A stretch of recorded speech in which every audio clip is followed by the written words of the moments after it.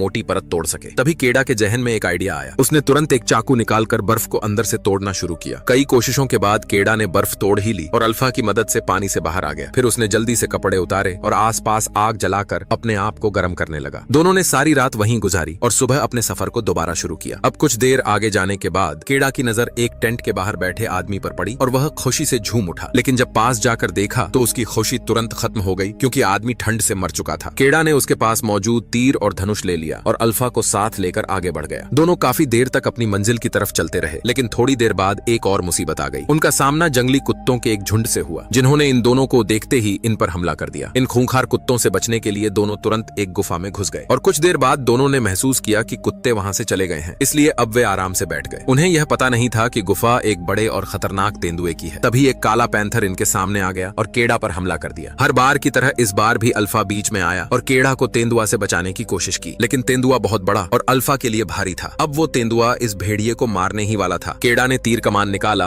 और हिम्मत करके तेंदुआ पर तीर छोड़ा। तीर बिल्कुल निशाने पर लगा और तेंदुआ जमीन पर गिरकर मर गया। फिर तुरंत केडा ने अल्फा के जख्मों को साफ किया और जड़ी बूटी का लेप लगा दिया। केडा अल्फा का हद से ज्यादा शुक्रिया अदा कर रहा था, क्योंकि सफर में कई बार अल्फा ने उसकी जान बचाई थी। इसलिए केडा चाहता था कि अल्फा को अपने साथ घर ले जाए। अब ऐसे ही रात गुजर जाती है और अगली सुबह दोनों ने अपना सफर दोबारा शुरू किया और धीरे धीरे आगे बढ़ते रहे। कई घंटे चलने के बाद केडा को वह स्मारक नजर आया जो मूवी के शुरू में दिखा था। इसका मतलब था कि दोनों अपनी मंजिल के काफी करीब आगे हैं। केडा खुशी से भर गया और आगे बढ़ता रहा, लेकिन चलते चलते अल्फा जमीन पर गिर गया, क्योंकि अपने जख्मों की वजह से बहुत कमजोर हो चुका था। केडा समझ गया कि अब अल्फा खुद नहीं चल पाएगा, इसलिए उसने उसे गोद में उठा लिया और आगे बढ़ता रहा। चलते चलते आखिरकार वह दूर अपनी बस्ती देखता है। अपनी बस्ती देखकर केडा की खुशी का ठिकाना नहीं रहा। वह तुरंत बस्ती में गया और जमीन पर गिर गया। जब उसके माँ बाप ने उसे देखा तो वह खुशी से रोने लगा। केडा ने ताऊ से कहा कि वह हर हाल में अल्फा को जिंदा बचाए। इतना कहते ही केडा बेहोश हो गया। कुछ घंटों बाद केडा को होश आया और वह अपने घर में था और अल्फा उसके पास लेटा हुआ था। उसे पता चला कि अल्फा ने कुछ छोटे बच्चों को जन्म दिया है, मतलब अल्फा एक फीमेल भेड़िया है और वह पूरे सफर के दौरान पेट से थी। ये देखकर केडा के दिल में अल्फा के लिए मोहब्बत और भी बढ़ गई और उसने अल्फा को गले लगा लिया। इसी के साथ यह कहानी यहीं खत्म होती है। मिलते हैं अगली वीडियो में।